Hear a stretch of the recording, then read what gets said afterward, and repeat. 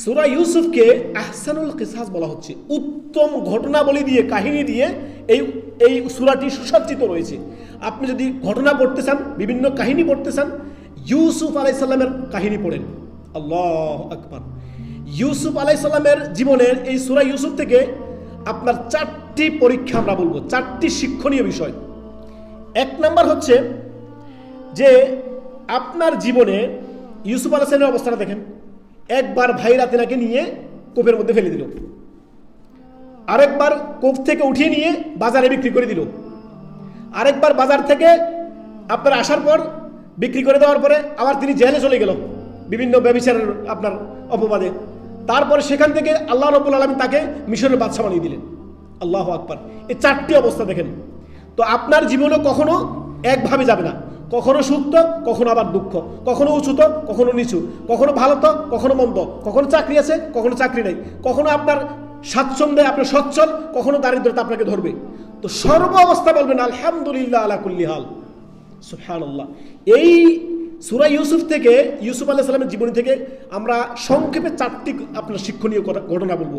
1 number, আপনি অসুস্থ আছেন, অচিরেই আপনি সুস্থতা লাভ করবেন ইনশাআল্লাহ। 2 নাম্বার, আপনি কাউকে হারিয়ে ফেলেছেন কিংবা কোনো কিছু আপনার হাত থেকে ছাড়া হয়ে গেছে, অচিরে সেটা আপনি খুঁজে পাবেন, সেটা আল্লাহ আপনাকে দিয়ে দিবেন ইনশাআল্লাহ।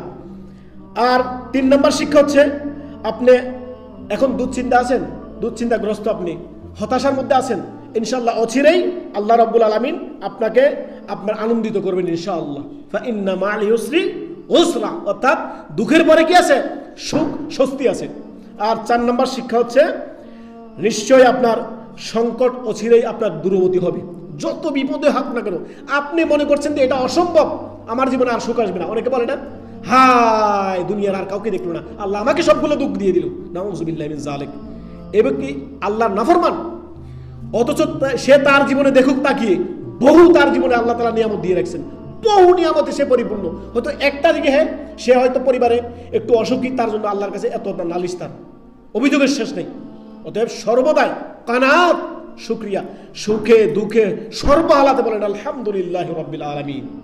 ইউসুফ আলাইহিস সালামের এই জীবনী পড়েন, সূরা ইউসুফ পড়েন, দেখবেন এ থেকে আপনি অনেক কিছু শিখতে পারবেন।